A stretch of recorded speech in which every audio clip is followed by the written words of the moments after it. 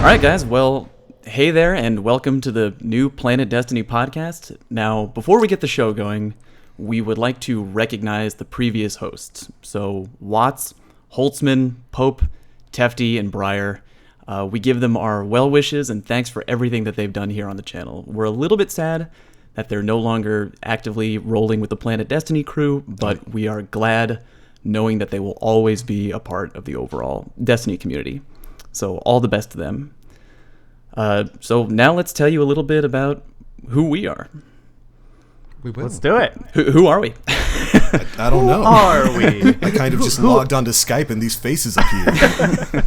Well, I am Mega Magwitch of Husky Raid. If you have any idea who we are, it is from stupid dance videos on the planet Venus, for which we are famous. Also, I am the head writer for our scripted series, Destiny Cops. And I make a lot of bad Destiny puns, and that's my thing. That's my jam. Mostly active on YouTube, not Twitch, but this is going to be fun. I'm looking forward to talking about Destiny for real. Okay, now introduce your beard. Yeah, this is my beard. His name is Steven. I feed him Hi, milk Steven. 3 times a day. Yes. More better treatment than my cat gets.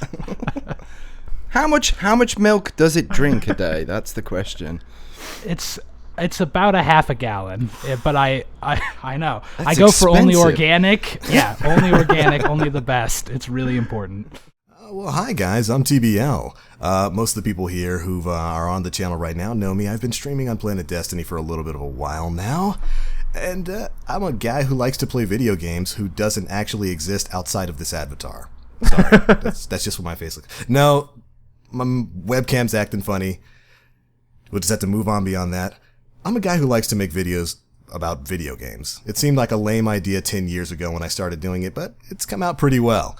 And as of late, and by late I mean the past 2 years, the only thing I've been making videos for is Destiny, because this weird little game came out. I had absolutely no incentive to play it. I had no reason to play it. I just decided to jump into the beta for it, and I haven't been able to put it down since. It's just been my absolute favorite game since it's released, and here we are today. Hey, I'm Fallout. I have a YouTube channel called Fallout Plays. For the past 2 years, I want to say, I've been making YouTube content basically for Destiny, trying to help people improve in PvP. I've made a couple of guides for Planet Destiny about shotguns, about the neutral game, about tons of stuff. Been gaming basically my whole life, and Destiny is probably my favorite game ever. I love everything about it. It's basically like heroin, and I'm totally okay with that. Hello, everyone. What's up, chat? What's up, listeners who are hearing this after the fact? If you have heard of me before, it's because I am one of the hosts of Crucible Radio, the podcast for all things Destiny PvP, which has been graciously hosted on Planet Destiny's channel for over a year now, which is crazy. I host that with my best friends, Swain and Birds, and we get to talk about the Crucible, but I do actually love every aspect of this game, because when I first started, I was a big-time raider, like every night in the Vault of Glass, trying to get to that Forever 29 lifestyle back in the day, then Crota and all that. And then I started going really hard in the PvP, felt half good at it. I'm still sort of half good at it, but I just love the mental game, the strategies, the meta, figuring out how to best an opponent and stuff like that. And it's been awesome. I really enjoy it, and I feel like it's awesome being a part of this like intense PvP side of the community. But I was just thinking how much time I've spent in the raid over the past couple weeks, and I'm like, man, I wish I could talk about that on our show, but we can't. And Planet Destiny comes along, and I'm like, yes, let's talk about some raids. So I'm really excited to get going here. But last but not least, you're down. I'm down here. My screen. I'm down Story. at the bottom. I'm the bottom feeder. My name's Story. Yeah, I'm a Destiny addict, basically. That's what's got me here. I've been contributing to Planet Destiny for about a year now, but now it's a lot more full-time, which I'm very happy, to have this opportunity. But I'm just a bang average Destiny player that's completely hooked on the game. I love PvP. I love the PvE. I'm definitely spend more time PvP after the whole buzz has died down of all the new content. Because let's face it, we chew through it pretty damn quickly, don't we? You know, Some of us, yeah. you know, when you do it for like, let's say, as a main content source for a channel or a Twitch stream, you chew through it very, very quickly. But I love PvP. I'm here to get better, you know, as well as make people laugh. I like to make people laugh. I'm a chuckle encourager. So if I can do that, then I'm quite a happy chap. But I'm here to learn, just like everybody else. So whatever I learn, I'm happy to pass that on. Awesome. I'm actually really only here so I can make friends with good players and get them to carry me through trials. I'm not gonna You lie. too? Shh, yeah. Bruh, we should hook up, man. Oh, wait, no, I got to play on Xbox then. Rip. Well, I think we have no shortage of things to talk about for Yes. episode 1, but do you guys want to dive deep into a little bit of raid talk right now? Oh, yeah. I think this is... Dying to. Now's the time. Now's the time. Bones, why don't you take us there? Yeah, man. Okay. Look, there's we could probably make the whole episode about the raid, and we shouldn't because there's so many other stuff. But I will say with I can't even, I'm not even exaggerating, this I think is the pinnacle of Destiny.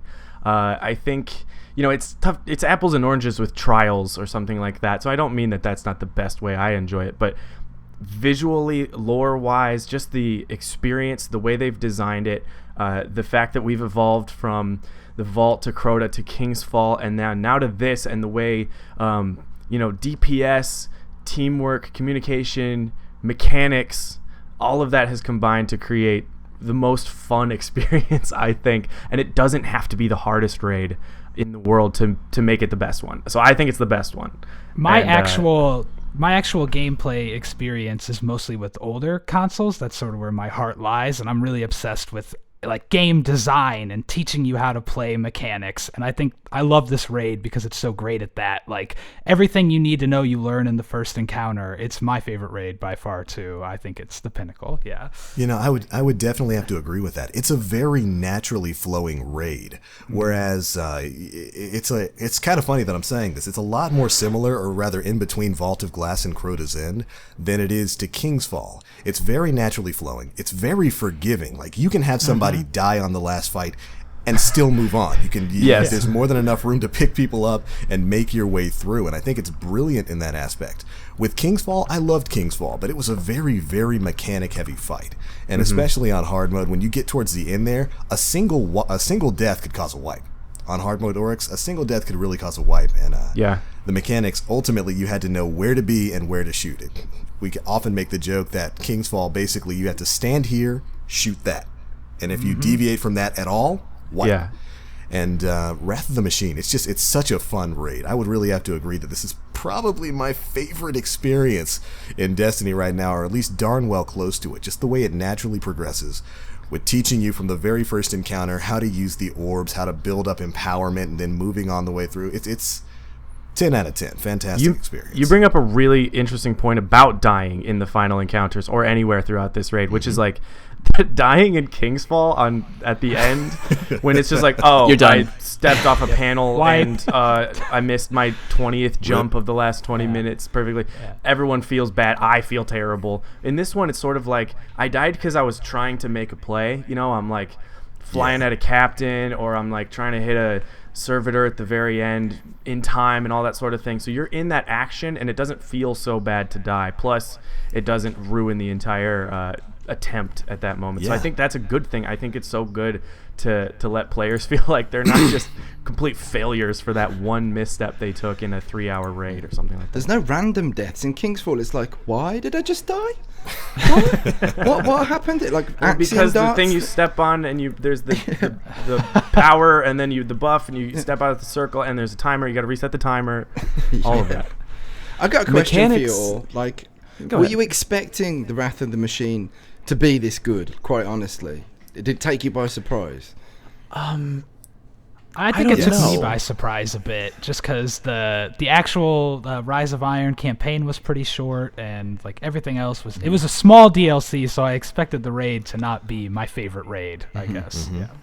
I mean, that was the thing that really took my head off. I knew it in my, I predicted almost that the DLC would be smaller than the Taken King, because let's face it, Destiny 2 was supposed to be, or originally scheduled or slated for this year, but it got put back. So the fact that we actually did get another expansion still kind of impresses me, and the fact that raid was, I mean, the visuals, the sounds, everything about the raid. It's not just the teamwork and the mechanics. The art direction behind that literally blew me away. I was not expecting it to have such a lasting impression.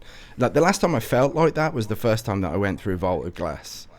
Like the visuals were so stunning. I just remember I set no expectations, just went in completely blind. I was like 2 days late too. I just completely avoided Twitter, no Reddit, went in with my friends, and then there are just parts in the raid where visually you're just like, wow, like that part where you're going down the gigantic staircase in the dark, and there's that red color everywhere.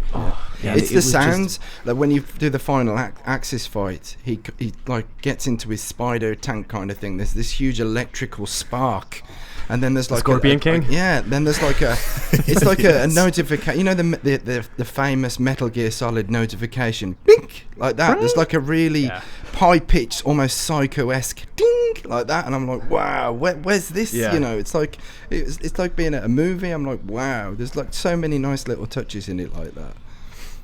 And I mean, that final encounter as its own little thing. What an incredible final encounter. The visuals for that are amazing. You come in and there's this, well, spoiler for anyone who hasn't seen the raid yet. I'm going to give you about 3 seconds before I continue here.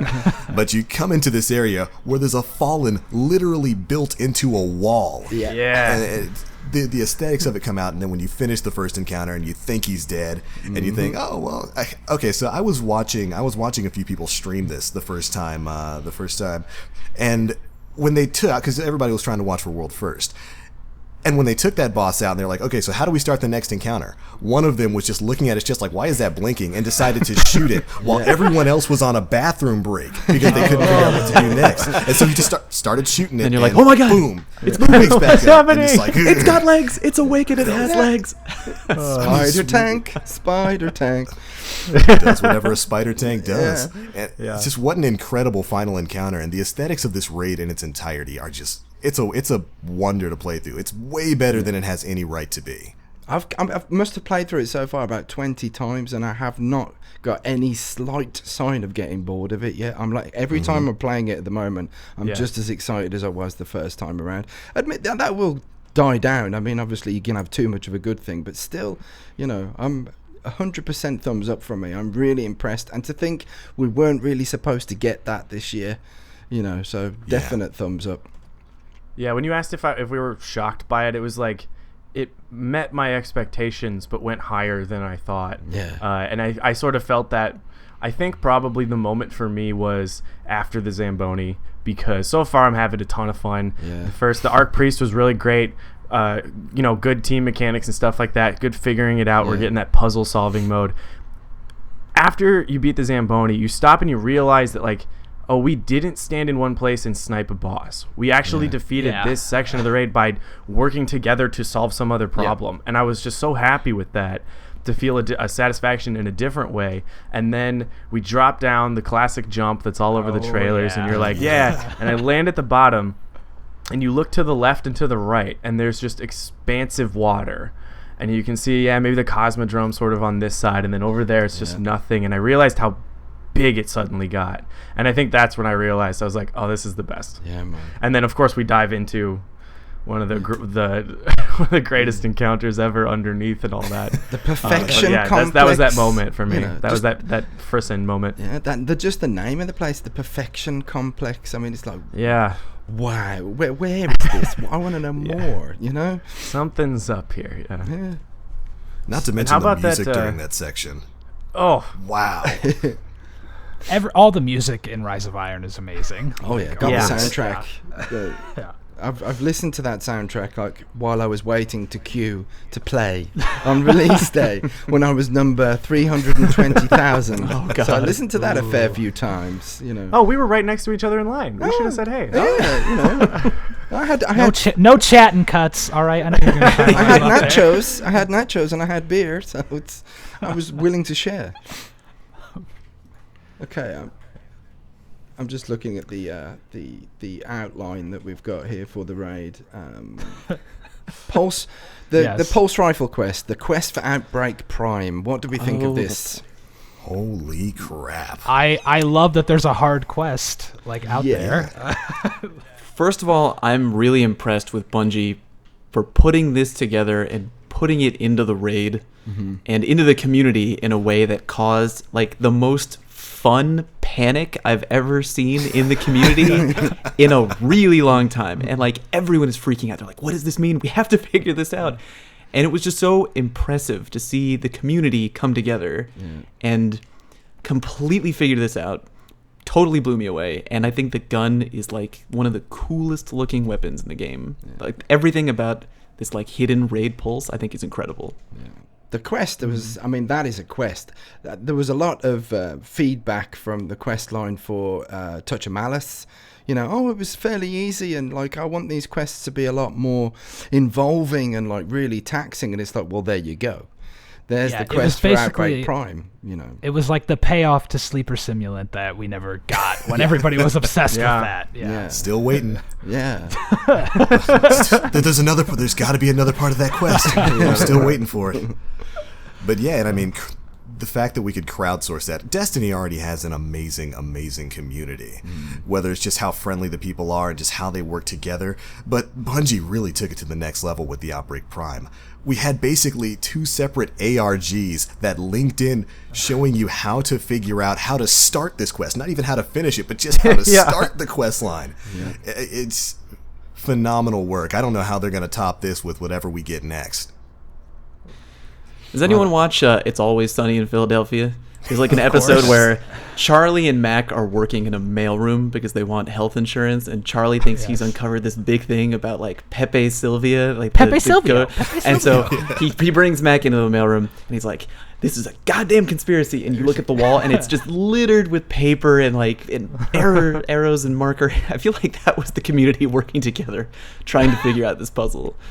But I'm really good at sitting back and letting the math happen while I just sort of wait for you to solve it and then write down the answer. Exactly. And put it into my this quest. was my time to shine as someone who knew binary for a change. I was like, I can do this. Yes. Yeah. Someone said do you need to know Python? And I was like, I'm out. I'm done. Enough for me. What do you need from me? Take it do you away. Want me to encouragement? Shoulder rub? Shoot where I should jump. All right. I can get call-outs. I can do call-outs. Should I do that? Where do I stand? Pillar 3.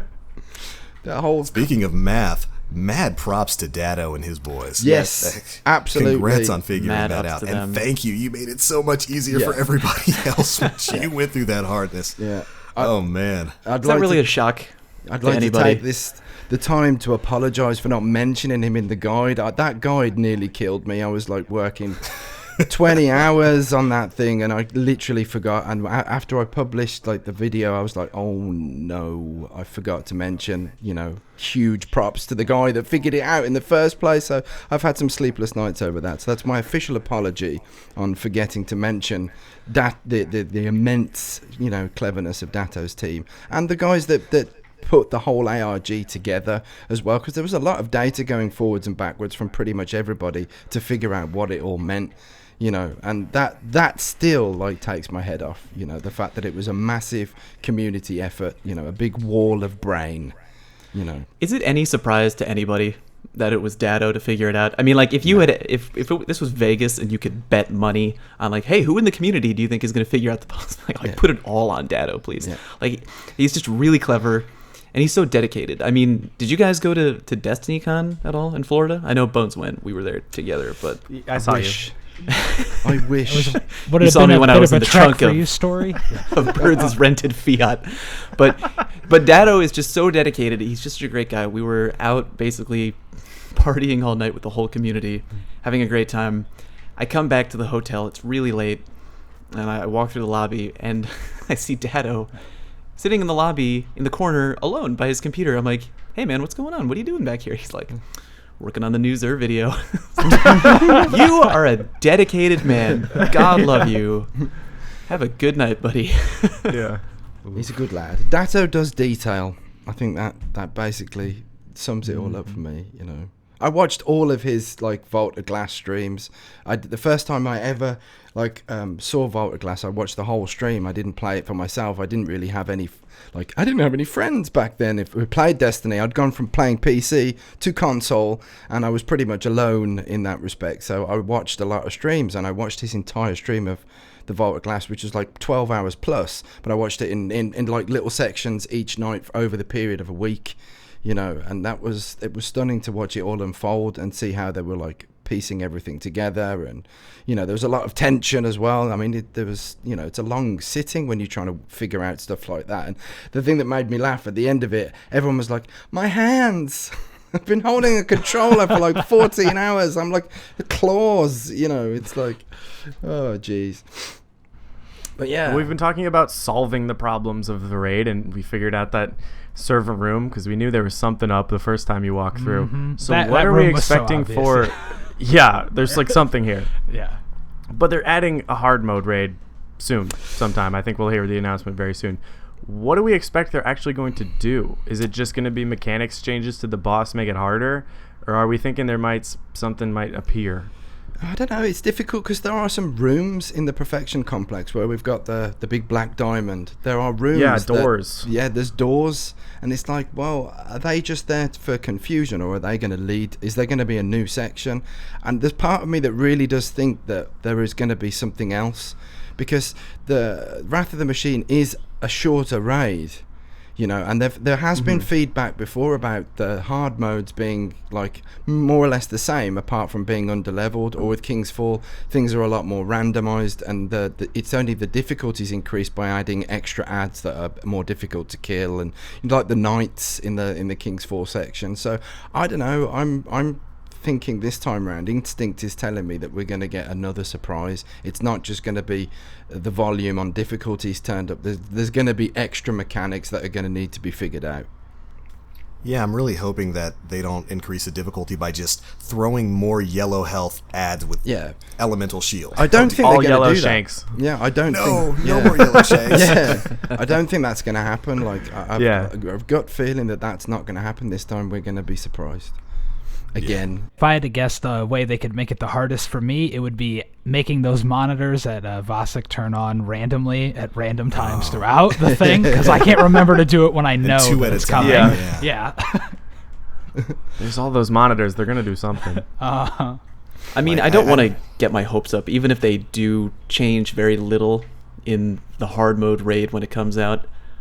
I'm still really satisfied with how it is. It's still probably my favorite raid, tied with Vault of Glass. Yeah, absolutely. And I'm still going to be happy to grind it out for gear, and no matter what. There's a lot of variation in the gear. The raid weapons this time around are like extremely useful weapons.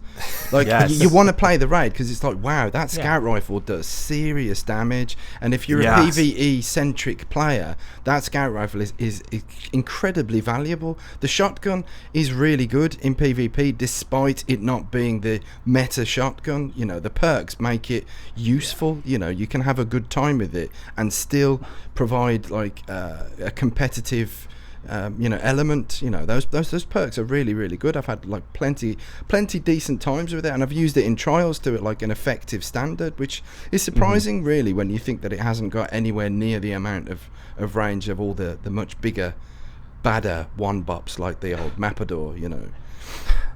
Yes. I really like that shotgun, the Quantaplasm. It's really fun in sixes with Supremacy because you want to survive that extra second to slide in and get a crest and back out, and you get that little buff to armor and the little bit of agility, and you're moving quickly and reloading backwards. I mean, that's a good gun. Yeah. And I'm not going to, I don't want to, in a 1v1 scenario, I know a good Party Crasher or Matador will beat me, but in a kind of hectic zone, maybe even Iron Banner coming up with Supremacy, that's a solid choice. Yeah, man.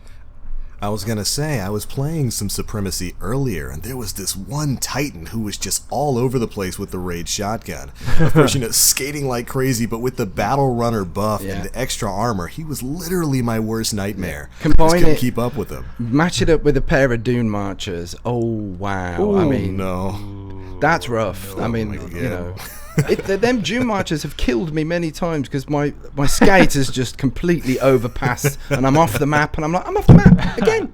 You know. You got the warlock problem. We just I thought you can't meant you stop. saw them in Yeah. the kill feed where it was like, oh, Dune Marchers killed me. Yeah. You got stepped on. Those are pretty good. Yeah. But yeah, speaking of the raid items, yeah, the weapons are fantastic. But how about those gauntlets? I haven't Holy got any. crap, the raid gauntlets. I haven't had 'em. Dude, they're like if you took I the know. Taikanaut, if anybody actually remembers the Taikanaut, and Ruin Wings, put them together and hit the on switch, because, you know, sometimes the on switch is off on Ruin Wings.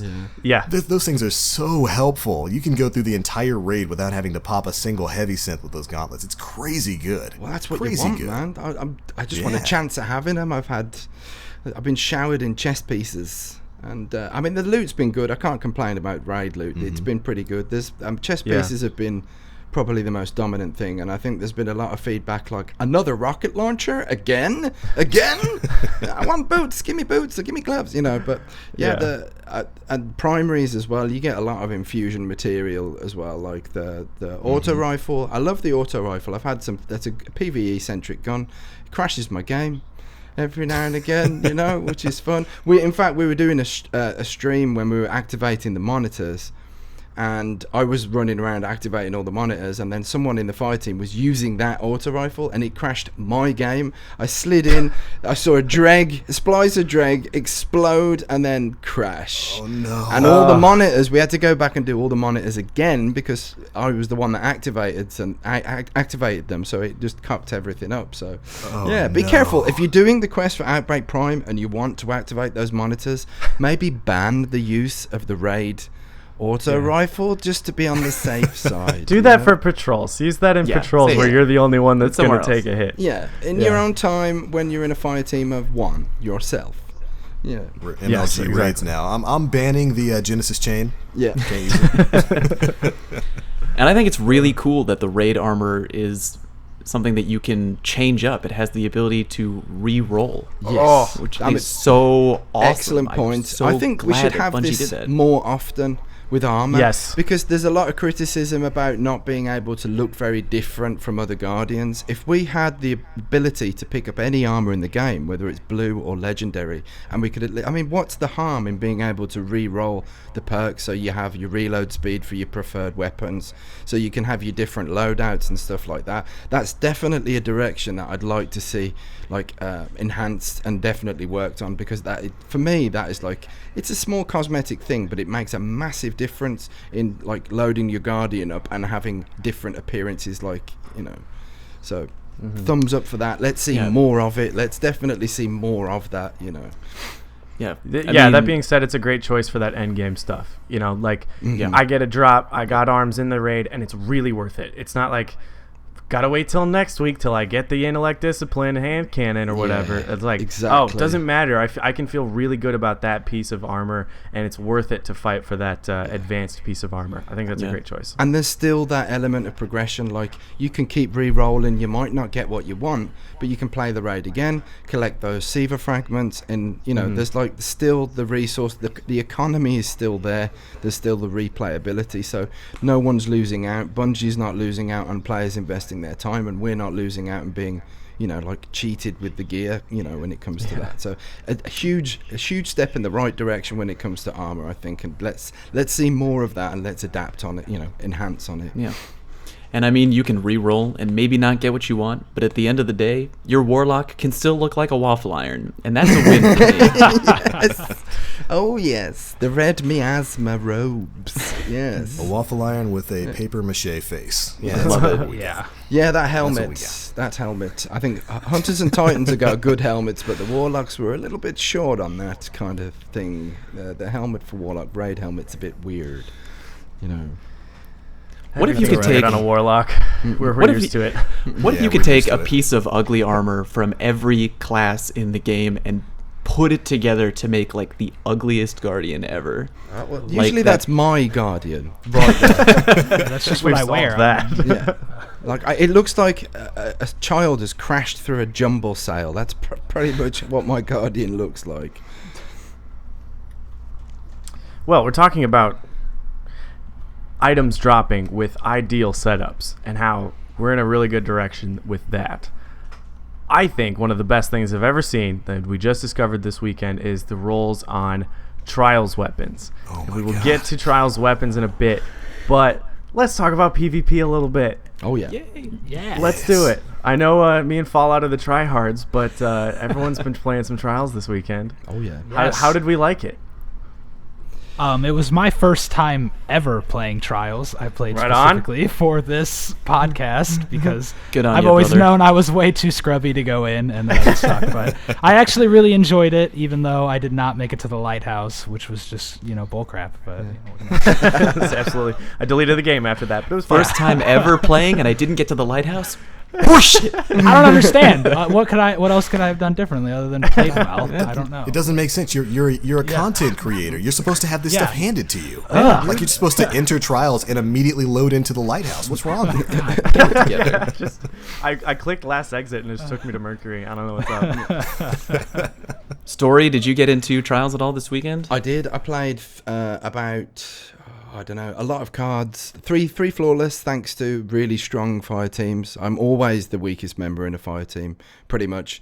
I enjoy it. I mean, I'm slightly above average, but it's tough because the competition, particularly when you get into the 6th, 7th, 8th win, you'll never be matched with terrible teams. It's going to be difficult. You make the slightest mistake and that's it. You're out of there, So it's a very intense experience. And I think that's why a lot of people really enjoy it. It can be no means described as easy for the majority of us that play. But Last Exit, I was very apprehensive because that's had a lot of negative criticism as a map. And I just had this feeling that would be the Trials map for the weekend, and it was. And I thought, how's this going to play out? So I was actually dying to ask you, Bones, what do you think of Last Exit as a Trials map? I love it. I really do. I know the feedback. I know it's people's first impressions of it are a little different, but after I've played 4 tickets this weekend, I really enjoy Last Exit. And I think there's a ton of options. And the first things I saw were, okay, it's 90% outside. Yeah. But, you can do that. It's a good option, but there's so many angles out there. And the flank through the cave from the sea spawn was just it totally exposes that outside space. So lots of flanks, lots of angles on this map. There's so many places to go. I'm very, I talk about radar fairly often. And I think radar is the secret enemy we have, where we find other things to blame, but it's radar that kind of throws us up. Mm-hmm. So radar in this map is so nice because you don't really know where they are specifically. They're I know they're inside, but are they in that tunnel, or that tunnel, and on what level of those tunnels, and where are they standing? And so I think that the map with so many routes and options really changed up the way people read radar. And I think radar is the true culprit when people dislike doors. And I know Last Exit has doors, and everyone goes, I don't want doors in PvP. And I'm just I think you don't like the fact that you can see someone on the other side of it, and you know they're there, and then you stare at that door. I think that's what we have. But I will say on the topic of doors, the way Last Exit is different is that those hallways are really small. Where the doors are is really cramped. So you can get people to move with grenades. If you're talking Black Shield with the doors on either side, you can be anywhere out in that open space and sniping in through the door, and you can move anywhere on the inside. So you throw a grenade to try to scare them off, and all they do is sort of stand over to the side now. And you've done nothing, and you haven't broken their setup at all. But if you throw an Axion or something like that down that ramp, and they're in the doors, they're like, oh, I have nowhere to go, and they just run away. So I think that keeps the pace up, and it makes those doors less of the standoff central area, and that's why I like Last Exit. I've had a couple team wipes with storm grenades when they were all in that little one corridor with that the ramp the up into whole the thing. cafe. Yeah. That's made some nice montage material. But did Found you out notice lightning grenades can cover that whole upper area there's inside, so the much, entire thing. Yeah, there's so much that can cover it. I've noticed in that room, this is the intersection that leads up towards the cafe. In that room, you've got 2 ramps that it's just a 4-way intersection. I've seen Nova bombs wipe entire teams, Fist of Panics wipe entire teams, grenades. You gotta be really careful. Yeah, Really careful in there. I don't know, I would generally say expect the Nova bomb bomb to have a bigger range when you're in that room. So like avoid, if you're going to use it as a way to get around or flank, do it quickly, or maybe go around that room, because it's like the chaos intersection of death if you're not careful. The map is actually bigger than it leads on. When I first heard it was going to be Last Exit, I immediately thought Black Shield Bones. I just immediately thought about it, because I was like, oh my god, the doors, it's going to be... But then, I mean, Black Shield is a map that you can use the doors to very easily camp inside. You can cover options. You're warned when the enemy's coming. Very frustrating map to play on. But this was a little different because you have many different areas of the map. You have the back subway area, you have the outside area, you have like the indoor bar, and then the indoor red tunnels. And if the doors didn't come into play as much as I thought they were going to, they really didn't. If the other team starts camping in a way that reminds you of people playing on Black Shield, just have your team rotate. That's all you have to do, because the map is larger than it leads on, and if you start rotating around them to get that push, to get that flank, it's probably going to work out for you. And I ended up liking this map for Trials way more than I thought I was going to. Way more. How about the situation of like the one advantages spawn because the map's not symmetrical? Do you think that's an accurate criticism for this map? I didn't feel it coming up. I thought both spawns were fine. I knew where to go. Eventually, you could, if you were bottom escalator, you could push right inside and get that control of the center area. You can. Both teams have an ability to use those windows to track the other team, so you can see where they are and react to that. From the other spawn, you could push easily outside, which is a great place to cover. It's really tough to track them through that rubble, and then when they get back down where the B flag is in control, that's a really good spot to post up. And then both teams had equal access to the center hallway. I thought the spawns were fine, and eventually after a run or two, I didn't really care which side I was getting. Yeah. Agreed. I had fun with it. I really didn't think that I would have fun with that map, but I did. Yeah. But that was the teams. The teams. I think who you play with and who you play against, and the kind of tactics that are in play. A lot of that time, it does dictate, how much fun that you actually have. Going up against a very campy team is always kind of, very linear. Some people will say it's boring or cheap, whatever.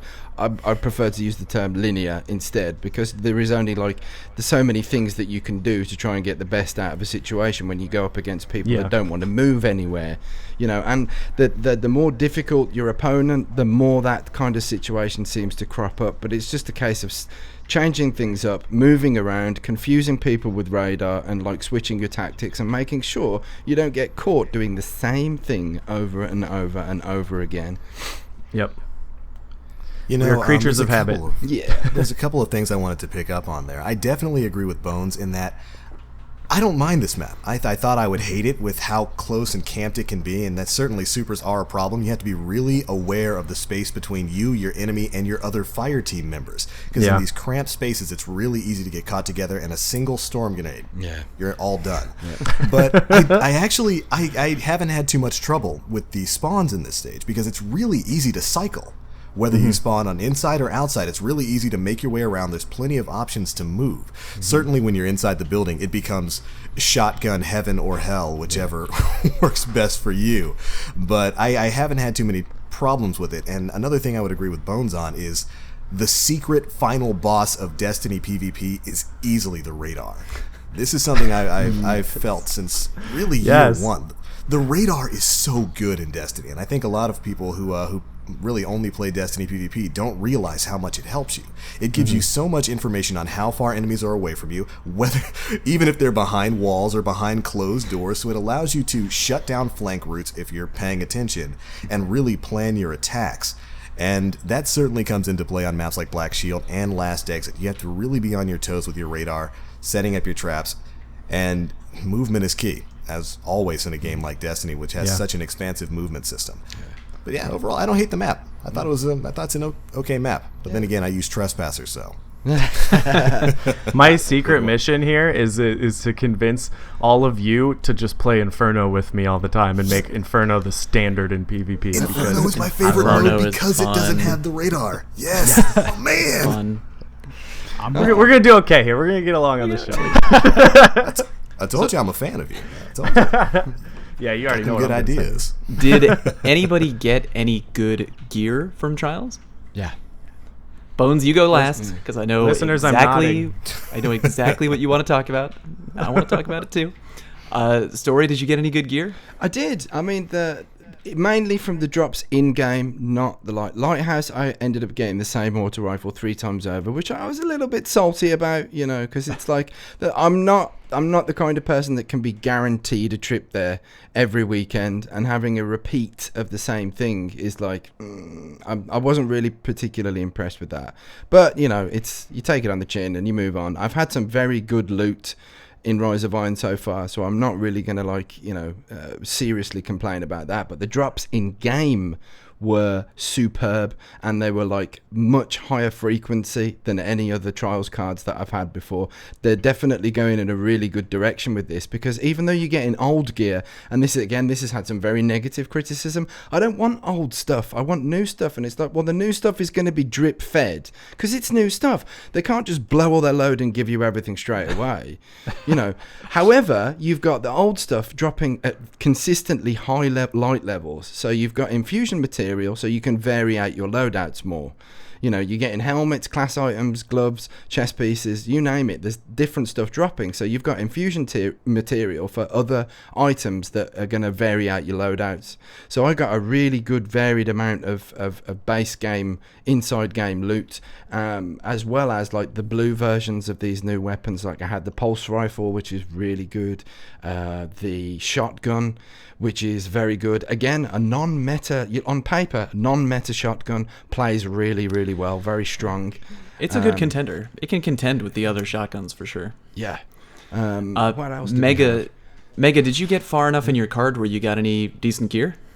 No guns, but as someone who didn't have any of the Trials armor yet from year 1, it was perfect for me. I got all of it, so it was great nice. infusion material for me. Yeah, so I was pretty happy with it overall. And I just want to jump in and say I also really enjoyed the map. By the way, I didn't get to say that before. Awesome. Yeah, it's not a bad way to get your light level up. Just playing some Trials. I mean, like, don't worry about buying boons. Go in, get a few wins on a ticket, and you can level up pretty well, which I really appreciated. I noticed an increase in players that they wanted to play to get their bounties done, and that's something that I really encourage. Get in there and play. Don't worry about, well, I'm not going to go flawless, I'm going to get my ass kicked. And it's like, well, you're never going to know if you don't try. And you get some good stuff this time around, so there is a bigger incentive to get a team together and start playing Trials. And that's what the number one thing about Trials that makes Trials great for me is getting a good team of people that and you get to know, and you can bounce tactics off and learn to play with. So that's really what Trials is all about. So just get a team together and get in there and get your bounties done and hope for those drops. Agreed. Because they're good. They're good. And the only way to improve is to keep doing it. Yeah. But tomorrow, Mega, you and me, we're gonna make that happen. Oh, I look forward to it because there's a member of Husky Raid who's never been to the lighthouse, and I want to get there before him, and it's going to be a long way. But is this going to be live on stream? Because I'm going to tune in. Yeah. But the weapon I really wanted there. to talk about, and I know Bones wants to talk about it too, is the pulse rifle. That gun is like sex to me right now. It's so good. As soon as Trials hit and everyone was playing and Twitter was lighting up, someone shared a picture of the Trials pulse rifle, and Bones and I immediately start messaging each other. We're like, dude, it's the Hawksaw archetype. Yeah. Like, I need this gun. really want it. Covered in perks. And it's got I'm such a good. lovely sight on it as well for the first time ever. beautiful. It's like, Oh, man. it's taken the what's the favourite sight that we have on? Is it the SLO 19 on the Hawksaw? The really open, The holographic. nice. The one- yeah. It's like Yes. that, but like a million times better. And then it highlights people as well, so you can see I know. the head glitch, and you can tell whether you get that shot on the head glitch or not. Because it's all highlighted and stuff, peeping over the rocks and cover and stuff. The great thing about that gun is that it's exactly like the vendor Hawksaw, which it just crushes people in PvP. It's such a great gun, but you can change it based on how you want to use it. Like, do you want to have a pulse rifle with really high stability? You can change it to make it that way. Do you want to have your pulse rifle have really high range? You can make it that way. Do you want high caliber rounds so you can flinch people? Yeah. Do it. This is a great direction for Trials weapons. The fact that they're fixed perks. I think the fixed perks thing is better because everyone who's chasing weapons, you know, in this kind of way, where you get a lot of, or you only get access to them from, say, the lighthouse chest or whatever. These weapons are dropping with the same perks, which I think is great because the chase is limited. And you're getting the versatility instead of, I didn't get that this week. The roll I got on it was really bad. For example, the Doctrine of Passing, I never got one with counterbalance, and I only got one just before the end of the trials for year 2. So, and I mean, I'm not a big fan of auto rifles anyway, but I wanted to try it out, and it's like, nah, rodeo. Every time it landed with rodeo. So I think having set perks on weapons from trials is a much better direction in going into, you know, and then the amount of versatility on them as well. Like when we did the podcast Test Bones, and you mentioned try this with Outlaw instead of counterbalance. I thought, what? That's odd, isn't it? Because counterbalance is the go-to perk, and then I tried it. I'm like, oh my god. But this is a funny, yeah, it's a laser. But every person that I've mentioned this to thinks I am insane. Like literally, they think I am stark raving, gibbering mad, and they refuse to try it. You know, so yeah, try it out with. If you haven't tried this gun out, this is what's. I keep thinking of it as the road to perdition, or. You know, the film with Tom Hanks. Yeah, like it sounds the Tom Hanks gun. If you've got the Tom Hanks gun, movie gun. You know, try it with Outlaw instead of counterbalance if you like your stability. That thing is a laser beam. Yeah, before all the podcasts I'm on come out this week, I do got to give a shout out to Don Vito Sol, who was like, no, switch it to that. And I was like, you're an idiot. And then I play it for a round, and I'm just like, whoa, you are onto something. This is good stuff, you know. And that I like that, breaking the chain of what's not, you know, the norm. You know, you think, well, no, counterbalance is king, and it's like, not on that. It's not on. It's maybe situational, but on that gun, you want to try Outlaw instead. Yeah, you really hit the nail on the head too about the variation in perks, but with also being set rolls. It's not so much that you have to play 3 weeks to get 3 different versions of Doctrine and then figure out which one you want to use. You play once, you get the gun, and now you have 3 weeks to experiment. Yeah. And there's so many choices on that gun in particular of stuff that I still want to mess around with. Like I found the setup that I like. I love those high caliber rounds using Outlaw and that sort of thing. But there are a lot of choices. You can really, really extend the range on that thing to an incredible level. I think that is for all players, hardcore or not, get a few games in on a trials ticket and try to get that pulse to drop. It is a top tier choice right now. The other one being the sniper rifle, but I don't want to go into details because I don't have that one yet. I've not played with it. All I can say is that a lot of people have told me I need that one, and I'm on my eye. I have my eye out for it. Yeah. Any other trials weapons that have really caught folks' eyes? Have we had any different ones? Anybody? The scout rifle's kind of interesting. I got that one to drop.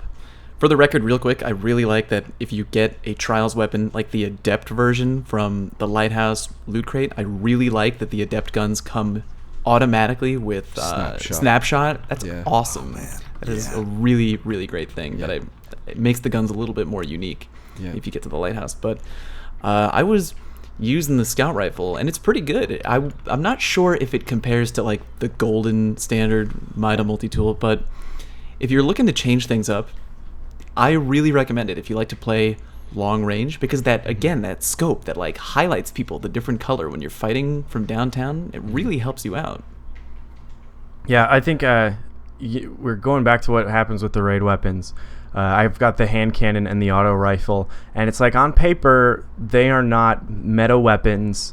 I'm not going to go in and compete on my next trials ticket, but just logically those are really strong roles. Like they did not give us anything that's like, oh, maybe you really want to try out Guerrilla Fighter, we're telling you, come on. They're just like they're giving you something that's usable, and you can go into a game and use a good gun. And if the tuning changes things around, if those mid-tier auto rifles really start to step up, that Trials one is really good.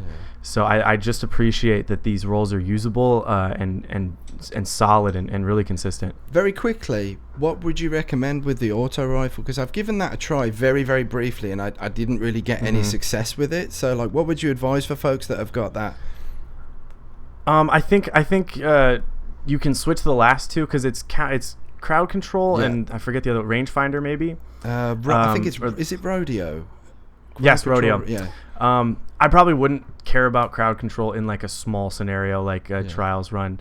But if I'm doing sixes, crowd control can be a blast. Yeah. Especially with control where you know someone, like a bunch of people are going to be there and just hold that clip. Otherwise, just like go for stability on that gun because it can smooth it out. It's very similar to the Doctrine, aside from archetype, that you can get that really comfortable smooth firing, which is key for auto rifles. Excellent. Thank you very much. I'll give that a try. Yeah. Right. Well, do you guys want to talk about Iron Banner? Yes, I Yes, do. it's coming up. I've got my therapy wait. sessions in advance booked. I've got my antidepressants and my diazepam. I'm ready for Iron Banner this time around, I think. Link, are you a big Iron Banner kind of player? I don't know why, since it's literally torture going through it sometimes, but I have played every single Iron Banner tournament up to rank 5 on all of my characters since the tournament started. It's actually how I originally got to light level 30 when the game first came out. Wow. And so yeah, I don't know why I put myself through it. Maybe I'm just a masochist, but I'm ready for Iron Banner. The gear looks sexy, and I want it does. all of it. It does. Really This does. time around, though, it's even better than ever before. The design that's gone into it this time around, it's like they keep it's been incremental for me. I'm like, I don't know if I like that. I don't know if I want to try that. Then the next tournament comes along. I'm like, okay, no, I'll grind for that. And then this time around, I'm like, I want everything. Everything. Everything is for me. You know? The weapons just look so cool. Like I love shotguns. I collect shotguns. I'm probably never going to break down any of mine that I really enjoy. But the Iron Banner shotgun, it looks so cool. It's got like the bayonet under it.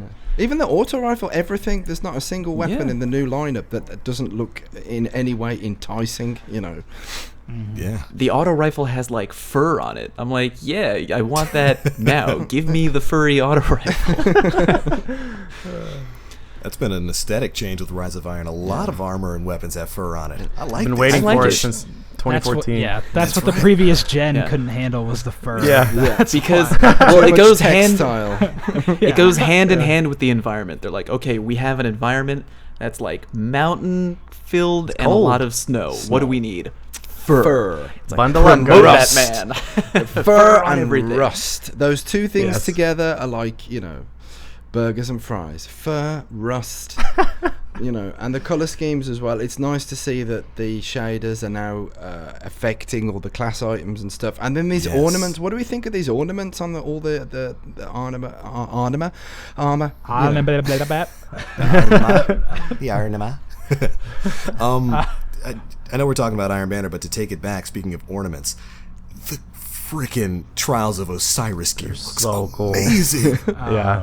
Yes. A buddy of mine is super hardcore into PvP, and he went through Trials and got like the class items for. He got the full armor set, as well as the Hunter class item, and has the ornaments on it. That is the coolest looking thing I think I have ever seen. The hologrammatic And, stuff was a nice touch. Yeah. I'm just it's not. insane. I'm not sold on Really the cool. pink.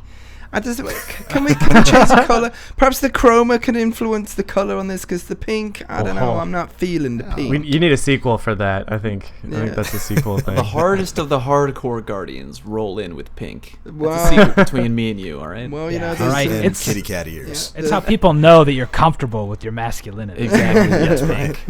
I'm wearing pink right now.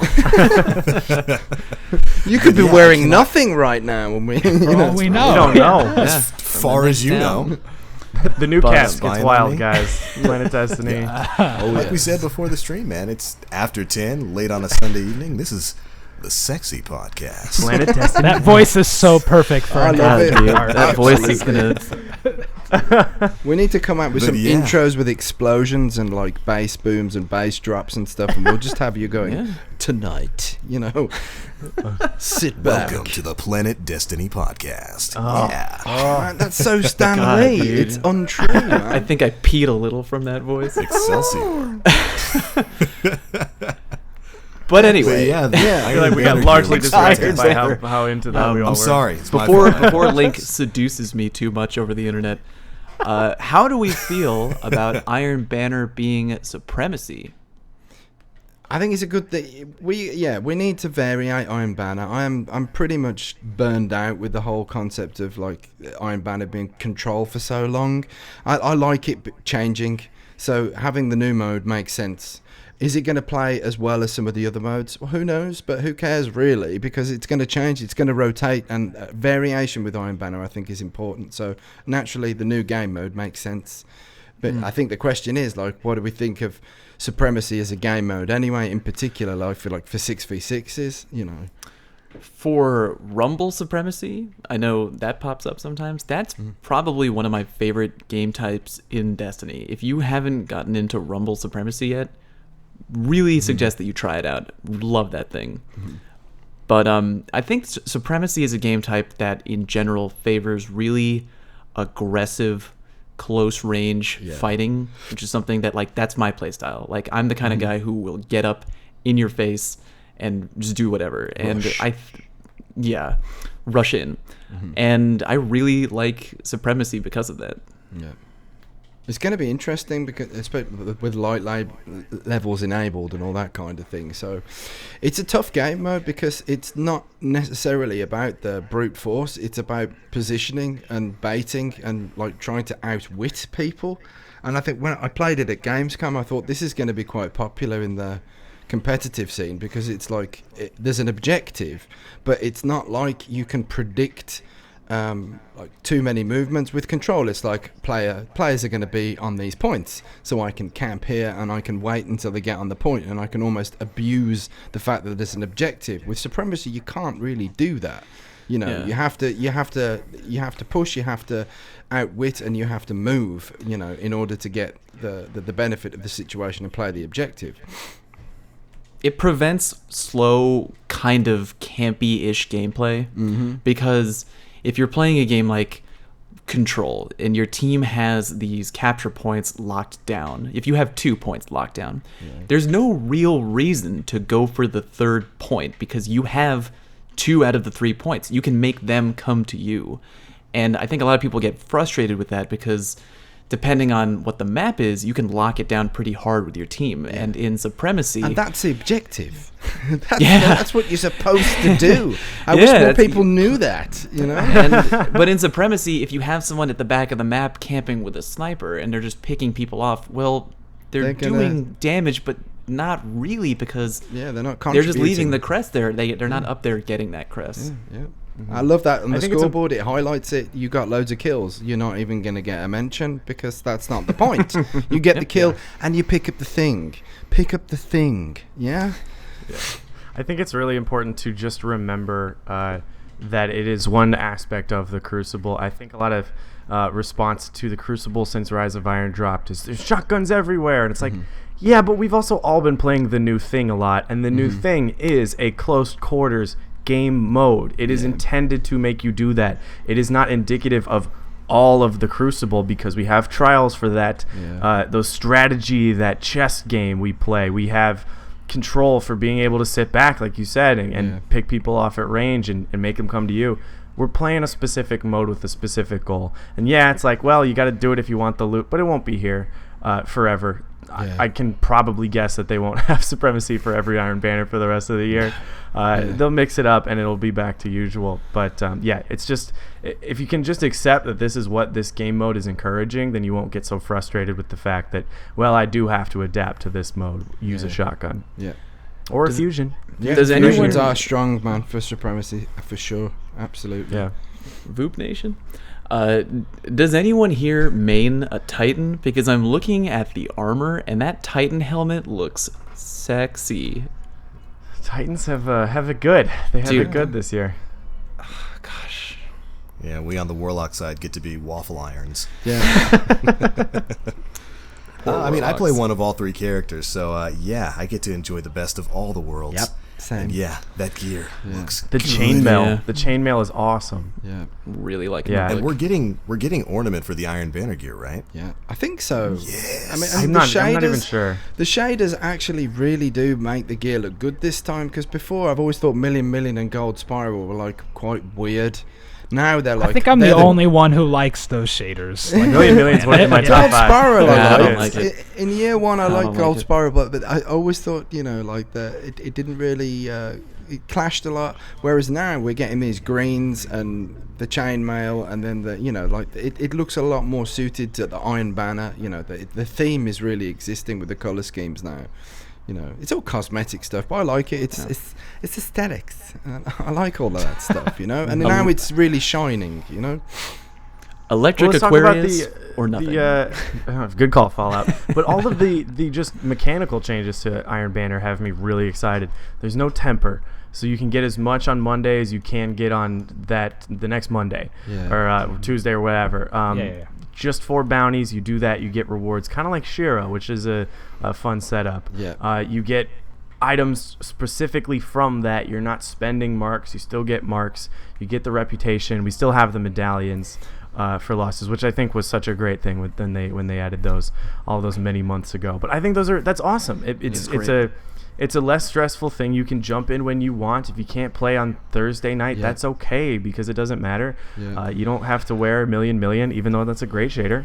I just think that's awesome. It's super accessible, and it's not stressful, and you don't feel like you got to work. It's like, oh, Iron Banner week, this is all I can do. I think that's really going to help. I think the running joke in the community is that Iron Banner is always like torture. Like, oh God, it's Iron Banner. I don't want to play. I gotta play this game I love. I gotta God. play it every day this week. This woe sucks. is me. So that's the running joke. But the reality is that Bungie has been making Iron Banner more community friendly, like every single time, like every season. And this is great. The new changes with the tempered mechanic being gone, I think it's going to be really painless for people to go in, play some good games, get some great gear, and just have a good time. I'm looking forward to trying these new changes. I've always wanted the result of finishing Iron Banner, but I've not enjoyed playing Iron Banner as much as basic PvP. I've always really loved Iron Banner. I'm in the minority, I guess. Well, I don't know. It could be like a matchmaking thing, because playing it in Europe, the matches are really odd. Like when you play normal PvP, you can have very fair matchmaking. In terms of not just the skill of other players, but like the connections, the quality of the connections. No one likes playing against that guy that teleports all over the place and can't be killed. In Iron Banner, that frequency over here, playing from Finland, is like really, really high. It doesn't matter whether it's like based on wins or whatever, like how well you play. The majority of the games that you play are super laggy, so it's like you have to tolerate a game mode that doesn't really have the normal rules that the Crucible has. I shoot him, he dies, he shoots me, I die. Usually Iron Banner means I shoot him, nothing happens. Teleportation, shotgunned in the back, I can't even see him. The frequency that happens is so high. So that, in terms of tolerating stuff, that's what generally I'm up against with Iron Banner. So I'm kind of maybe I just get the positive end of that a lot, and I'm the one who's teleporting and not dying. I don't realize it. Let me unplug my router. Let me unplug Mega's my like, router. I want my Legendary iPhone. Red bar Iron Banner. Mega's like, I don't understand. I'm having the game of my life. How does Never somebody seen like it. Iron Banner? I'm Just unkillable. dropped 50 kills. I'll unplug my router. I want to plug my iPhone in and connect on the 3G off my iPhone for Iron Banner. That's definitely the way forward. Oh my God, I can't believe I'm about to tell this story. Way back in Destiny 1.0, I actually did that with my phone while I was on vacation, because my friends were doing a raid run in Vault of Glass, so I tethered my PS4 to my phone and played through the raid. I have never felt so unkillable. Yes. Even worse, we did have a PvP match afterwards. I felt like scum. I was a god. I was. Get out. once. The I was Iron a Lagger. god. I love funny Destiny stories like that really show like player dedication. Like a really The long time ago addictive in nature. year one, my friends and I were out for my buddy's bachelor party, and we were at this cabin, like just basically drinking the whole weekend. And he's checking his phone, and he's like, "Oh my God, Xur is selling the the Celestial Nighthawk." So he just calls up his wife and he's like, "Hey honey, could you turn on my PS4 right now? I need to talk you through something real quick." That's cool. I think the how many of things us we have do. done that? How many of us have surrendered our account details for someone to log in and go and buy that thing from Xur Yep. that we can't Yep. get? I'm lucky I I've got don't my think I've dad had that to. can do that because he plays Destiny a lot as well. Like we Yeah. play together, and he will quite easily do that for me, so I'm covered. That's the joys of having a YouTube group with 4 partners. I just let any one of them sign on for me. Yeah. That's a good But call. you have I to be actually careful did, not to piss any of them off, because one day you might sit in and it's like, where are all my exotics? You know? So on that note, I'm considering actually opening a service for hire, because I actually went into a friend's account who is a total hoarder. And he gave me his info and he said, Bones, I need your help. I need you to go through my vault and get rid of it. And I was like, all right. So I kept, like 1 copy of every exotic, because it doesn't matter. You can buy those again. Yeah. Like a full set of raid gear from year 1, fine, whatever. A unique strike drop you got does not bow or something like that. I left it. But I went through everything on his characters, everything in his vault, on his armor, guns, and I dismantled all of it. And I generated 400 marks worth of legendary gear. Wow. And I just converted that into planetary materials at the Yeah. vendor. So, he's sitting on 600 of each in his vault for Rise of Iron grinding and stuff like that. But I had so much fun doing it. and I was just messaging them the whole time. I'm like, what's with the 7 rocket launchers, man? These are all vendor rocket launchers. You don't need this. Bones, You should we're have dismantled it. We're so different in that, and we both know it. And you give me beef for it all the time. So earlier today, Bones and I are playing PvP together, as we do. So we're doing a trials card because he's trying to help me level up on PS4. And after a win, we get some boots. And he's like, hey, how much does that pump your light level up? And I was like, can we go to the tower? My character is completely full on armor. And he's like, you son of a bitch. We've talked about this. This is your alt PlayStation 4 But account. Why would I- you need 8 pieces of leg armor? I like to have. I'm a hoarder. I'm a total hoarder. Weapons, If anyone especially. needs help, I'm gonna get like a service set up. It's like Bones Dismantling Company. Please put your Something account like that. information in the chat right now. Whisper me your details. Your social security number. That Let me know sounds if you good. have Outbreak Prime. I'll do you first, so I can just But- log in there and take care of that. But listen, in my defense, I have heard from a lot of friends many horror stories, and they usually come from guns, where it's like, oh, I had a year 1 Matador and I dismantled it. And I'm like, why would you do that? It's like, well, because it was year 1 and we were going into year 2. So I was like, that's it. I'm never breaking down anything ever. Yeah. Just putting it away. My vault now is full because I'm not making that same mistake again. I had a Matador. I had all the year 1 stuff, and I See? got rid of it because I didn't This have is the how it space. happens. And then, This is how it happens. I was speaking to Deej about this at Gamescom. It was like, why'd you keep all that stuff? And I'm like, because you're either going to nerf it or you're going to buff it, and I'm going to need it. Someday, right? It's like It's the most like this week paranoid like on Destiny doomsdayer Hoarders. preparation Yeah. for it. Like, if it happens in 2 years, I'm gonna have the gun. I need to keep this gun. You Yes. can't take this gun from me. Absolutely. Like- I have to hold on to all armor for costumes for our videos and stuff, so I have a vault Yeah, that's yeah. half filled with Halloween masks. All right, so Yeah. just, you don't For even the rest know. of us, though, like I was saying, it's kind of like this week on Destiny Hoarders. Yeah. Fallout refuses to shard a shotgun that might be good someday. Yeah. I Rip it would out of his watch hand. that series. I would subscribe to that series straight away. I mean, I get the same just- thing having to go So through my you're- dad's account every now and again. He has 3 Lord of Wolves fully upgraded for each character. I'm like, What? you only need 1, right? You One just day, need 1 to swap They're gonna between. they're gonna make this garbage auto rifle good. Who's gonna be laughing then? Yeah. This Yeah. guy. It's actually at the I'm point. just gonna get another one. Hey, So you you say remember- so, but I held on to that Kovstov, and then dismantling it got me the quest Yeah? for the This exotic one- so you don't know. Bones will probably be mad at this one. Okay, so remember last year for Festival of the Lost, like the Halloween thing that Bungie put on, which was great, and I hope they do something like it again.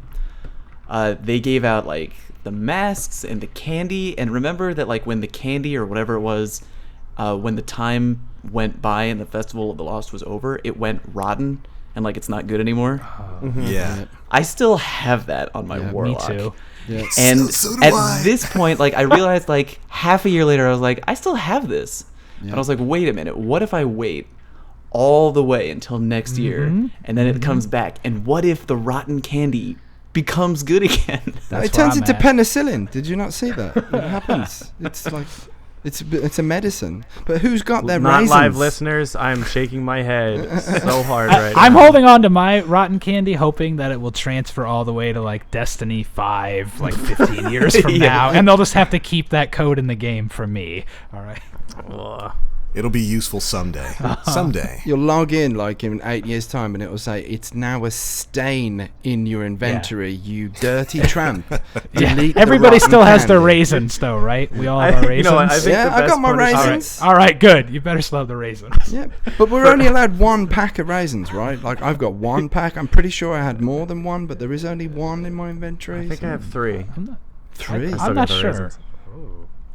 There's gonna be a thing with the next like update, which is like for every stupid thing you have in your inventory, you lose that slot permanently. Like it turns out, and like, so your vault space is just like, well, you only have 46 slots. You had too much crap in there. You Sorry. should have deleted those raisins. Look, Bones, you can't just say stuff like that on the internet. You can't just say that, man. Somewhere someone from Bungie is listening in and being like, it's not a bad idea. Yeah, That write Bones, that he's on down. with I'll write that down. Yeah, that's a good idea. Yeah. Yeah, no. When that happens and everyone decides to like crucify me, I wasn't serious. Yeah. Okay, so we've done Iron Banner. To finish up, we were looking at the Hotfixes talk, Rip Omnigul, and stuff. R.I.P. Oh, One out. rip Omnigul. Bye. That now there's no reason to do that strike. Yeah, I was kind of sad because I was really good on Xbox One. I got all my characters leveled up to a decent place, and I was like, all right, well, on my to-do list, I'm going to hop on PlayStation 4 and I'm going to grind the hell out of Omnigul. And then they put this out, and I was like, Yeah. oh, come No. on, man. Yeah. Throw me a bone here. Yeah. I'm not I think sad that to was the see it funniest go. thing. I'm not sad to see it go, but I understand that it was a really good way for folks that can't exactly afford that much time in the beginning, because it is a long grind, man. It's a very long grind, but it is breaking the confines of the intent of the game, kinda, considerably, you know. So I'm not sad to see that go. There's enough loot in the game, like that. Literally, the chances to increase light at that level, there is viable opportunities, and make friends and get them to like help you with stuff. I mean, that's what it's all about. I agree. I don't. Okay, I don't think that it's it's wrong that people used it, because they released the raid so quickly after the update that you're like, I want to get up there. So play it was a that, good yeah. strategy, but I'm glad that it's gone now, and because so people won't be on it all the time. Yeah. I think I mean- the difference is that, when we did that in year 2, it was to get a grasp, which is like a cool, good weapon. And that's just like, you know what? I want to do this thing for this one small reward. Because in the grand scope of things, that one grasp with Malak did not like change the game. But this was now being used for a totally different purpose, which is don't play the game to level up and experience all that Destiny has to offer. Just do this. Yeah. And it's like, I get it. That's such a basic thing. It's just like, oh, well, no one's doing the new strikes or anything like that. Yeah. I understand it. So, I mean, Yeah. We've got a decent Yeah. counter for the whole loot thing. Like, if the skeleton keys, I mean, they're not exactly flowing like, summer True, wines. true. But like, if you were chasing that grasp, you can, farm your skeleton key, and you can go and do that strike, and you can use your key on the chest, and it's a pretty high percentage that you're going to get Yeah. a grasp. The only I thing call those is, apology chests. yeah, apology chest. Sorry we made it impossible for you to get an Imago loot for a year. Yeah, Here, just do this. yeah. People grinded for that. I just grinded for the Cloak of Taniks. I don't know what you guys are talking about. I got mine the week before Rise of Iron. I was like, oh, cool. Thanks. swag. Yeah. And I mean, it was bound to happen with how fast that it could push you through the light level grind. People were literally getting from like 340 to 365 in less than 2 hours by just sitting at Omnigul and killing her over and over and over again. Yeah. And I'm not, and I don't disparage the people who did that. Shoot, I was one of the people who was farming her in the triple kill strat to get the grasp. Yeah. So I'm sad that it happened, but I think it was inevitable. It was definitely going to happen. It was progressing people a little bit too quickly, and it was maybe not taking away everyone, but it was certainly taking away a percentage of the population from doing actual other strikes and leveling the way Bungie wants us to. And we'll get there. Drop raisins when you kill her now. Yeah. I would farm her for those. Raisins. Oh yes. I didn't get that much time to play in the first week of Rise of Iron because I was making a lot of videos, and I thought I'm never going to be raid ready, but I was just by the skin of my teeth I was raid ready, and I didn't get to play a huge amount, not like a full-time YouTuber would play. So I did it pretty well, and I didn't do the Omnigul farm. I didn't do that. I didn't. Not because I didn't want to. It's because I was too stupid to realize that there was a quicker technique out there. And I wasn't watching anyone's streams or anything like that because I was busy making videos. So I missed the boat, but I still got there. So it is very possible to level up. But I had a lot of friends that were playing, so I guess they helped me as well. But they weren't carrying me through nightfalls or anything like that. I was playing the content. Yeah, I didn't use the Omnigul farm for myself, but when we had a friend who was going to raid with us that wasn't ready day of, I spent the day farming Omnigul with him to get him there. Yeah. And I mean, it's not like you can't level up fairly quickly just running heroic strikes as an alternative, because you really, at the very least, you get to 365 very quickly. Yeah. It's really easy to get there. Yeah. And there's a lot of new strikes. I mean, I love the Sepix Perfected strike. I still really enjoy that. That's a great strike, man. I am burned out on heroic strikes though now, and I'm kind of not looking forward to having to level up Xbox because I don't. I've had my fair share of strikes now. I don't want to play no more for a while. Well, thanks to Omnigul for everything you did for us. Now, go lick your wounds in a cave somewhere and press F to pay scream respects. By yourself. Press F. Yeah, I press it. Well, moving on to the hotfix news that I think everyone is happy about are the changes to Archon's Forge. Yeah. Yes. So we have here, quarantine patrols will now always drop an Archon's Forge offering upon killing the priest, which is great. And Archon's Forge has a higher chance to drop offerings upon completion. Well, if you want to talk about getting the most engrams possible and grinding, you can get like 40 engrams from 3 or 4 rounds of Archon Forge. Raining everywhere. It's like too many. So I'm glad that it's just like you can actually get a grind going, because it sucks to just be like, well, we did 2 and no one else. Okay, we'll come back later. I love that you can just zone out for a little bit and grind it. I like the Forge a lot. I'm glad that they fixed that. I didn't care for the Forge at first, but with the updates, I really like it, because I feel like the Forge was designed almost to cater a bit more to people who were playing like alone and wanted to get some randoms in there with them, because it's less mechanic intensive than Court of Oryx. But because of the lack of offerings, you would just go in there and there'd be nothing to do. I'm really glad that they've made it a lot easier to play it. And I don't know about you, but the helmets from Archon's Forge that have the potential of dropping, those are the best helmets that I've seen so far. I prefer those helmets than anything else. That's why I'm going to be grinding Archon's Forge. And the fact that you can join in on somebody else's Siva offerings, whether it's a purple, a blue, or a green, and you can get something like that without having to actually offer anything yourself. At first I was like, the person who puts it in should be guaranteed some loot, and I think maybe that should be the case as well. But the fact that other people can get stuff, that's like a community incentive, like an incentive to play, and that was another good step in the direction for loot drops there. When the Destiny community takes on socialism. Yeah.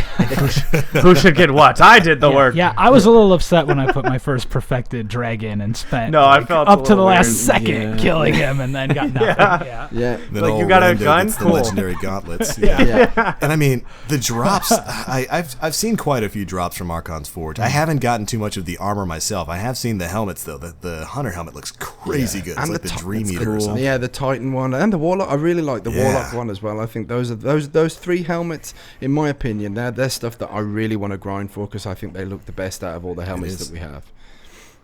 I And the managed weapons to. are good. Yeah, I managed to get the sniper, Yeah, which is great. pretty cool. Yeah. I know a lot of people were really looking forward to that gun. It's pretty good too. Yes, It is. it sounds great. It looks, I mean, the fusion rifle as well. Is it Saladin's Vigil or whatever? That is really, really good. I enjoy that. That's what I was going to ask about. Has anyone else here gotten Saladin's Vigil? Me, the roll on it's fairly mediocre, but I haven't really given it much of a chance. So I'm going to reserve my comment until I've had the time to invest in that little chickadee. It is so good. The cone spread on it is so tight. It's like as close to a laser beam as you can get. I've gotten about 3 of them thus far in the sniper rifle. The sniper rifle's actually become my favorite sniper in Rise of Iron thus far. But the Saladin's Vigil, I'm actually looking at my roll right now.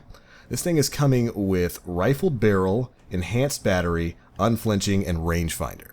It is Wow, that's a good roll. as There you go. sexy as a sniper.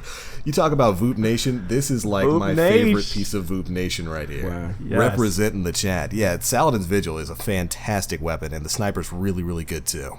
You're reminding me that I really need to start. I haven't spent too much time in the forge, so I'm going to get my skates on and start grinding some more of that. I want those helmets, man. Yeah. Those helmets need to be mine. So sick.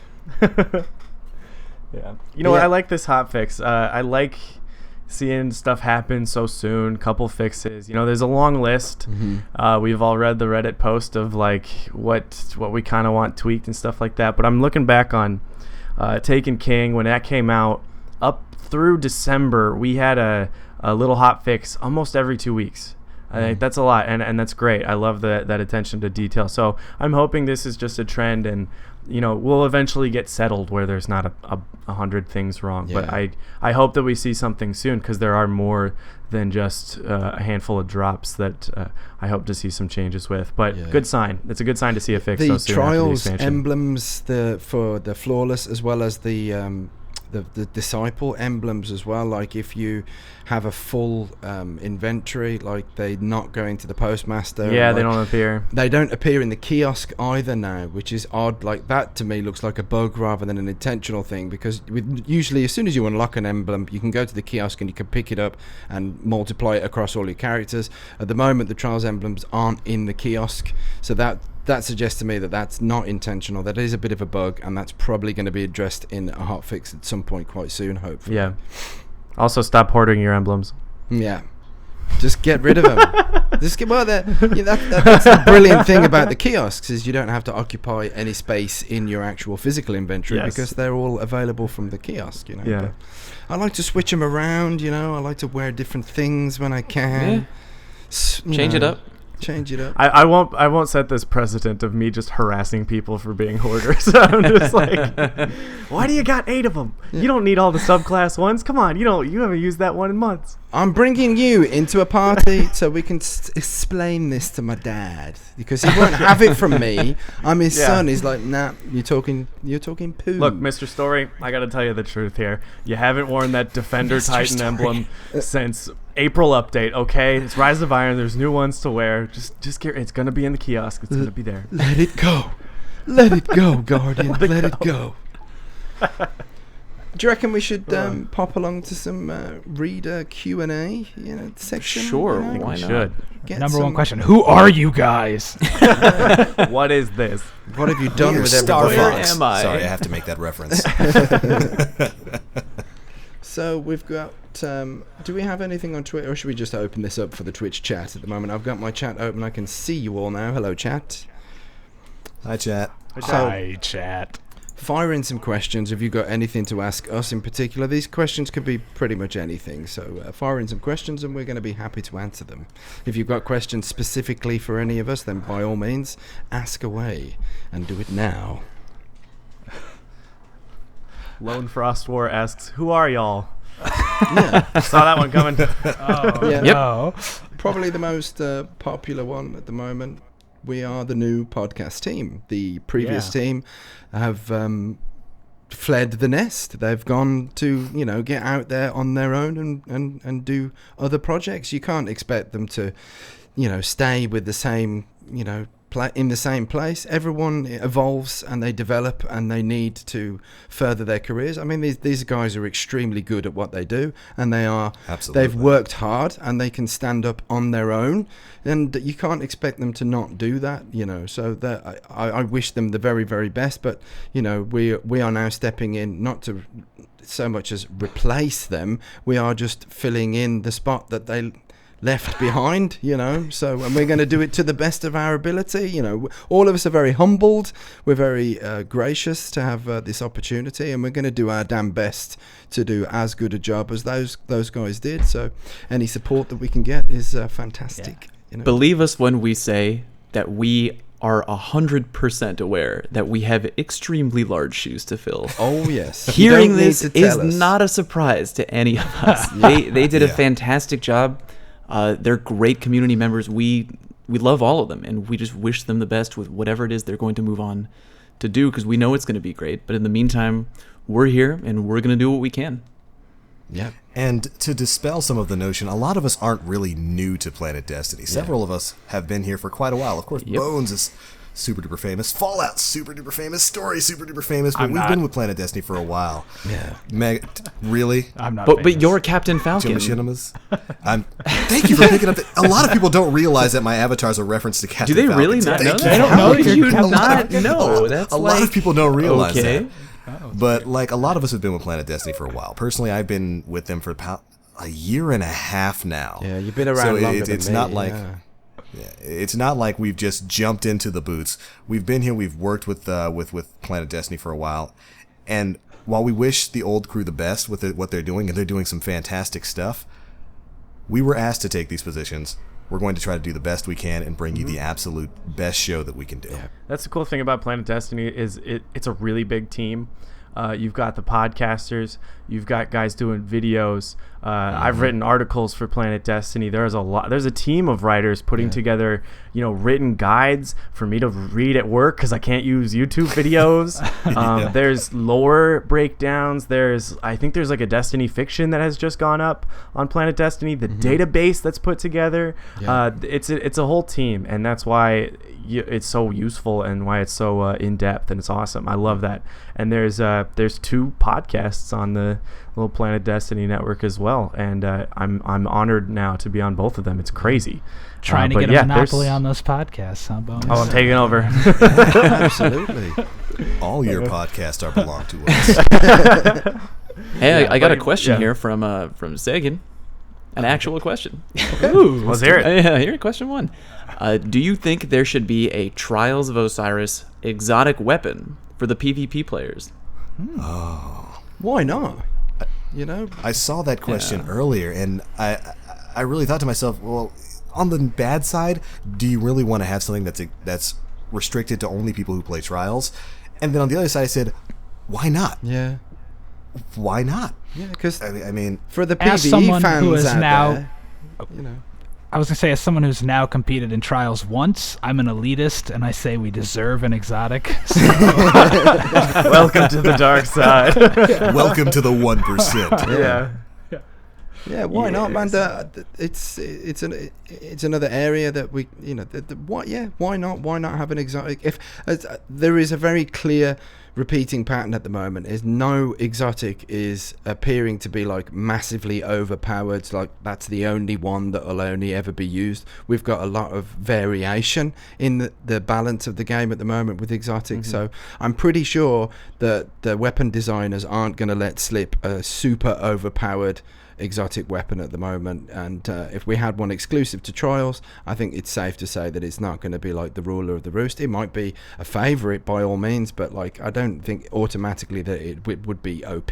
Yeah, I think the problem is that from a business standpoint, that's a tough call to make. Yeah. I've always been like, make them really hard to get. I want exclusivity. I want to have this one emblem that other people don't have. But eventually everyone gets all the emblems and stuff. And it's really tough to say like, we're going to make it so only a certain dedicated portion of our fan base really has access to this. I think that's tough. Yeah. it's so weird to tell from that side, but sometimes I'm very self-aware where it's like, oh yeah, no, it makes sense for me to say that because I would play this game no matter what every day, regardless of what kind of gear I can get. But there are people who do not want to keep playing after they've acquired their gear, and that's what the poll is. I mean, that's what they're grinding for. There's different ways to approach it, and it'd be super great if I could get that sort of just special thing for me to say, like, look how much I play, but like it might not happen, and I kind of get that as much as I could sit there and dream about it. Bungie I think this podcast is your look how much I play thing. Yeah. I mean, Bungie have me as a player. I don't collect stuff and then stop playing. I'm not that person. I'm like always looking to variate the loadouts, try new things. I'm that guy that never had armor materials or weapon parts because I was always upgrading stuff to try it out. Yeah. Even if it wasn't supposed to be any good, I'll try the thing out and see if you know what I think of it. I like doing stuff like that. So I'm always going to play. So I think that, you know, like the carrot on the end of the stick sometimes gets a bit much with, you know, because there is people that get everything and then they stop playing. So they're like, okay, let's extend the process of collecting things by making the god rolls like all that harder to get and all that kind of thing. I never get god rolls on anything that I like using. That's the pattern that I get. I'll get like really good rolls on stuff that I hardly ever use, and that's been consistent for forever, you know. So welcome to Destiny. Yeah, but in terms of like the exotics for trials, for example, there's the Outbreak Prime is a great weapon, and I know a lot of PvP streamers that I watch. They're like, I'd love to have that gun, but there's no way I'm doing all of that PvE, man. I can't. Yeah. I don't like PvE enough, so I'm not going to do that. So they feel a little bit kind of left out as well because you've got to invest a sizable amount of time to go and do that. And if you're not a fan of PvE, then you can't please everybody, and not having something in an area of the game because it might, you know, piddle someone else off, I don't think is a good practice. So by all means, a Trials exotic would be fun. I say yes. Vote yes. Yes. Well, I think we answered that question about 300% more than we needed to. So yeah. Good question though, man. We like to be thorough here. Yeah, that is a really interesting topic. Okay, here's another question from Myth50. I haven't gotten the chance to play the new DLC yet. Will it be hard to catch up with my friends? Not even a little bit. No. I agree. Yeah. You'll be totally fine. Yeah. If you've got depending friends, on how nice your friends are. Yeah. I mean, even playing on your own, it's just, I think the key to it is understanding the progression system that we have at the moment, understanding smart loot. You know, like there seems to be like a go-to process, and that is get in the game. If you've got any engrams already, then you can cash them in, but it's better to save them. Playing strikes drops you 365 gear. Legendary engrams encode to 365 gear. They cap at 365, so there is a very identifiable progression system, and if you adhere to that, then leveling up is actually quite a swift and painless process, really. You know, things get a lot more slower when you get to 365 and above, because obviously legendaries cap at the engrams that you pick up in the game cap at that level, but then you've got faction packages, Vanguard, Crucible, Dead Orbit, New Monarchy, Future War Cult. They will drop stuff in their packages up to 385. So there's a process to adhere to, and if you kind of figure it out and follow it, then you'll level up very quickly. Yeah, if anybody's worried about joining because their friends have already hit like max light after it's been out for like a little over a week, you know, then they should just think it took their friends a little over a week to hit max light, so they'll catch up pretty quickly. Like, I mean, obviously and you that had was with some extensive grinding. Yeah. I mean, if you saved lots of exotic engrams from year 2 and legendary engrams, you had a clear advantage. I mean, I was sitting on a load of legendaries, and thinking about it, that really helped me catch up on the grind that I missed out because of making all the vids, you know. So the legendaries, I did use legendaries when I shouldn't have. I rushed. I was like, open this, you know, like I was, you know, like I rushed it a little bit, but it helped me, and I didn't really mind that I wasted a little bit of light, you know, by skipping a few corners here and there. So I don't know, every now and then though I get really upset when I use a skeleton key and I'm not wearing my highest light stuff, so my artifact doesn't drop higher. Yeah. I see you like to live dangerously, Mega. Here's another 365 artifact for your trouble. All right, well, here's a question from Aaron Kent. Do you think skeleton keys are too rare? I haven't seen one drop since ROI launched. That's interesting. Yes. Haven't seen one? Wow. That's very Well, low. I've seen some, but I think I would agree that the drop rate for them needs to be increased maybe just a bit. Yeah. I've basically been running strikes for the past 5 to 6 days, and over the past week I've only gotten, I think, 3 Same. Wow. to drop. Three. I've And had- I've You guys have been running horrible strikes luck. Yeah. really bad. And I run strikes for like 2 to 3, maybe 4 hours a day. Yeah. And I could definitely see an increase in the drop rate. I could see that. See, for me, I was running the normal strikes for the Iron Bandit book, and I did 18, and I got, I think, 4 keys in that time, and that's better than probably what I would have gotten the loot from before when we didn't have skeleton keys. I feel like Yeah. now that I get the key, I can go straight to the strike I want and get the gear I want. So for me, it hasn't been that bad. I've probably gotten like 10 skeleton keys since Rise of Iron dropped.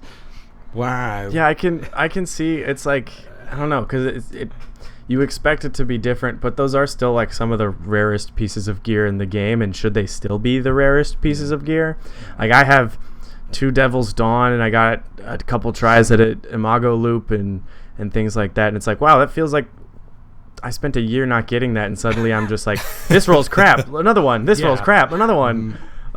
So I don't necessarily want them to be pouring in, but at the same time, I haven't seen one in a while. Yeah. And Just a I'd love to slight actually go increase. get another chance. Yeah, Yeah, just a slight would be perfect. A boost would be good because they're not flowing like wines at the minute, but they shouldn't, because this is really top tier stuff. If you can get double drops as well, you can get a high level artifact as well as either a good piece of armor or a weapon, and it is good gear. Like, I've only had one disappointing drop from the chest, and that was an Imago loop with an absolutely useless roll on it, but it dropped at high light, so it was infusion material at best. So you're going to get good stuff from them. So I think the balance is right with the quality of the product from the loot chest. We just need to see slight increase in the keys. As the person who's shown that they're lucky with them, I'm not going to complain about them dropping more often. So Yeah. I'm coming to strike with you. Hopefully that Yeah, rubs off on me a bit. Yeah, seriously. Here's a question from someone named Dad. I'm going to direct this hey, question Dad. at Link. Are you naked at the moment? Why? Can you see me? What we don't know is his real dad, and he's standing behind you at the moment as we speak. Typing into the Twitch chat on his Mr. phone. Black Link needs to know. Son, are you naked? Where are you hiding? Here's a good question for Bones to answer from Evan Myers. When do you expect Bungie to release a Vault Space update? Oh, gosh. I have been in so many Twitter fights when, like, I just, you know what, I get it. I've had a lot in my vault. I save more and more as time goes on. The expansions have been needed to the vault space, but when it's like, oh man, could they devote their time to anything? What are they just working on over at Bungie?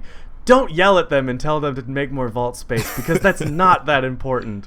And you can get rid of those 5 vendor rocket launchers I know y'all have, and I know you have like 5 versions of the mid-rate of fire auto rifle that you're not using right now. And I just like, but you know what? I get it. And as time goes on, there's things that are valuable to me. I have stuff from year 1. I have, copies of this strike-specific loot. I have that stupid Taken shotgun where I'm just like, I'll never use this, but it looks cool. Yeah, I get it. But if you want to get me yelling at you on Twitter, tell me about Vault Space. It'll come soon, don't worry. Hashtag less Vault Space. Direct those tweets directly at Bones. Yeah. Tag me at Interesting Bungie. campaign platform. Less vault space for guardians. Get rid of it. Next question from Ryan. What can I think he means counter. What can counter a Hawksaw at mid-range in PvP? I'm going to say Not me. shotgun mid-range. Shotgun Stormcaller. Honest answer, you should probably pick up a Palindrome, the hand cannon that they are selling at the tower. That is a fantastic mid-range PvP weapon in the current meta. Mm-hmm. It can And three-tap people. Because very the easily. Hawksaw from the vendor is gone, which was one of the best rolls available in this game to go buy. Maybe you didn't pick it up. Maybe you just started. Just like we said earlier in the show, hop into Trials and get the Trials Pulse. It doesn't require Flawless. It's a really, really, really good gun, and with high caliber rounds and really solid range, it can counter that Hawksaw, and it can, you can give snipers a really hard time who want to scope you, and you just tap them away. Fallout and I were playing against each other earlier today, and he knows that I just had those high caliber rounds. The flinch factor.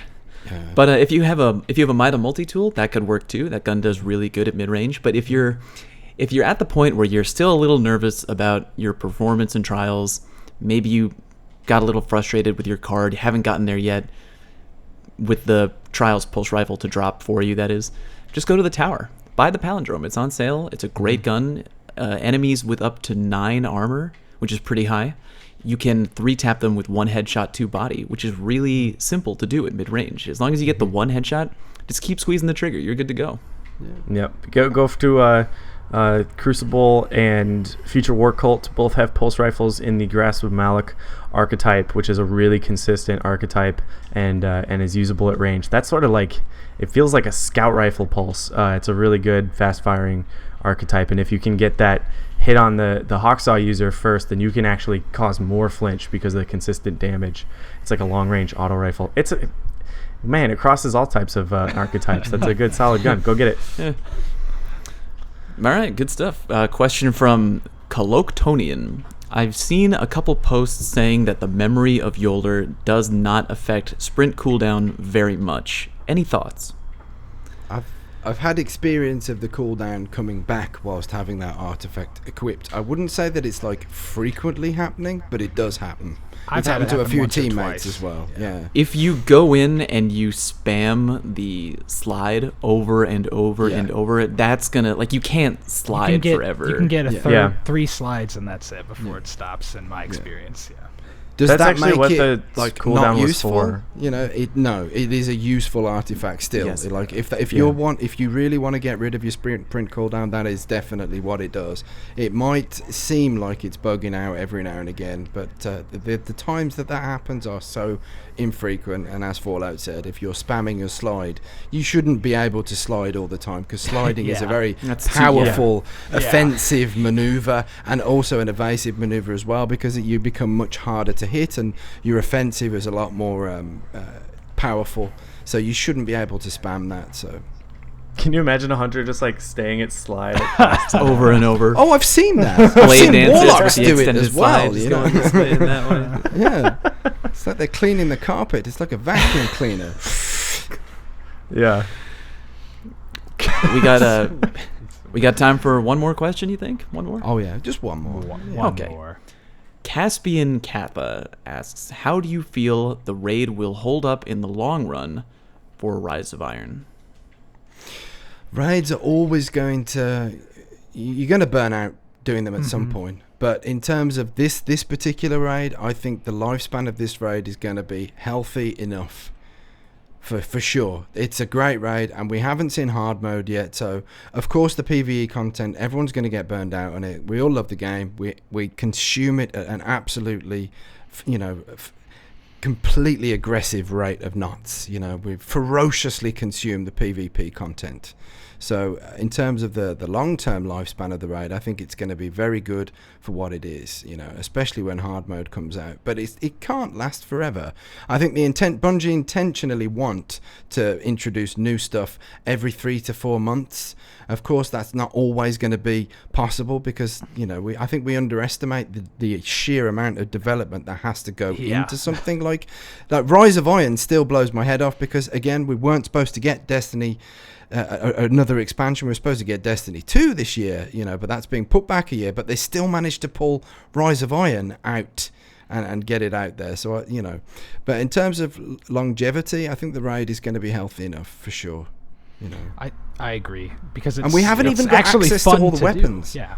Yeah, we haven't got access to all the weapons, and if you're like Yeah. me, I haven't even had a sniff of getting a full set of raid gear for any of my characters yet. That's true, yeah. So, and Same I here. want all of that stuff, you know.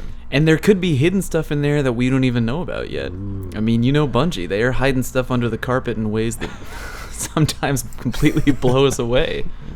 Yeah. I'm going to answer that question. Devil Ducky, why has Story not been to bed? I went to bed at 9:30. I had a beer, and then I forced myself to bed, and I woke up at 3 o'clock in the morning, especially for this podcast. Rip. There's my dedication right now. Story is Only for a Destiny. goddamned champion.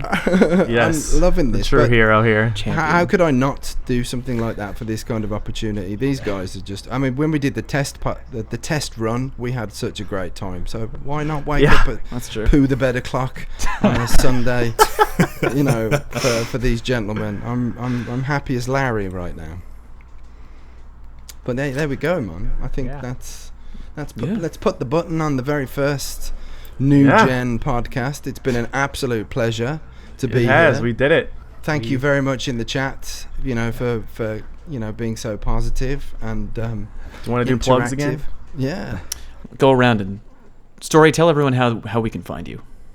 You can find me on YouTube. I've got a very funny way of spelling my name. So if you go to the Planet Destiny YouTube, if you have a look in the right-hand column, you'll see links to all of our channels. So if you're not subscribed to all of us, please go and do that. I like to think that we make worthwhile content because we do work pretty hard. So you can find me Speak in for there. yourself. I will also be streaming on the Planet Destiny Twitch on Tuesday night, I believe. Like, it hasn't been set in stone, but I think we're going to do another raid night. I'll probably miss out on Iron Banner. I think if my dad is high enough level, we're going to carry my dad through a raid. 68-year-old chap doing his first Wrath of the Machine raid. That should be on Tuesday, hopefully. So he's a funny guy. He's a good lad. So hopefully that'll be happening on Tuesday. But yeah, just check out Planet Destiny's page and you'll find all my details on there. Over to you, Bones. You can find me at Bones_CR on Twitter if you want to hear me yell at you about your vault space or just talk about Destiny. Otherwise, check out crucibleradio.com. That has everything you can need to know about the podcast for all things Destiny PvP. And I know there are some listeners here already at Planet Destiny. And guys, thank you for showing up. Thank you to the chat who's here, and thank you to the listeners who I know are tuning in when this drops on YouTube. And iTunes and everything. It's an honor to be here, and it's an honor to be doing a show with these guys because this was hella fun. Thank you for Hella saying fun. hella. I've been trying to bring that back. It's here, dude. It's here. It's We'll get here. it there, man. We'll get it there. Hella Hit us with those hella plugs, Magwitch. You can find me on Twitter at Husky Raid Guys if you want some dumb Destiny puns occasionally, or if you want to see some Destiny Cops episodes, or occasionally dumb dances, or maybe other fun things that we have in store for Halloween. You can just search Husky Raid for YouTube, and that is it for me. Why don't we go to Black Link then? Oh, well, thank you so much. This has been a ton of fun. I've really enjoyed this as a kind of a test run of the brand new Planet Destiny podcast. I think I can dig with this. This is cool. But, of course, you guys can find me pretty much everywhere on the internet at The Black Link. Twitch, Twitter, YouTube, all at The Black Link. I do stream here on the Planet Destiny Twitch page, generally on Tuesday, Wednesday, and Thursday mornings. Gonna be doing all kinds of stuff like Iron Banner this week. That should be a fun time. If you ever want to see me get salty and rage, that'll be the time to watch. Oh, I'm tuning in for that. Specifically. I want Can't the miss. sodium. Give me the sodium. It's gonna be red cap Magnanimous. level sodium. And Fallout, where can we find Alright, you, Fallout. sir? Yeah. You can find me on YouTube and Twitch at Fallout Plays. So youtube.com/Fallout is. Plays. Same thing for Twitch. I do YouTube content that is focused on kind of in-depth guides focused on PvP. That's all what I'm about, trying to help people improve their PvP game. And before I forget, random question, Story. You play mainly on PlayStation 4, right? Yeah. Has your dad ever been to the Lighthouse? No. Oh, here we go. Not Okay. personally. I've done it on his account for him for gear, but he hasn't. He's never experienced. fought his way trials. Ask, there. ask your dad if he would ever be interested in doing a trials run with me and somebody else. For sure, absolutely. You know, Let's go. I'd like to happen. be there with you, but I'm not capable enough of carrying. So he would have to be with two like really, really shit hot players. Like, but I'm pretty sure that he'd be all over that. Yeah. Bones, how you feeling about that? I'm feeling ready.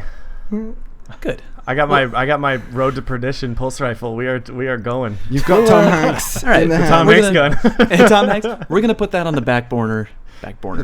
More on that later. Yeah, man. Yes. Thank you for the offer. I'm Though ready. that's think hit that me would in be the fun. feels, man. I'll pass it on. Sure. But yeah, so we know how to find everybody. We've got all the pleasantries out the way. A huge thanks to the chat that has been absolutely amazingly active. The support has been fantastic. You know, we are fully aware that it's quite a different acclimatization with all these new faces and stuff. It's a bit weird, but we are doing our absolute best. We're very happy to be here, and of course everybody loves the game very, very much, you know, so Yes. and that's about it. So we will be back at the same time next week for this more of the same. So think about all the questions that you might want to ask in the Q&A period, and we'll be seeing you then. Yeah. Take care, guys. Bye. Bye.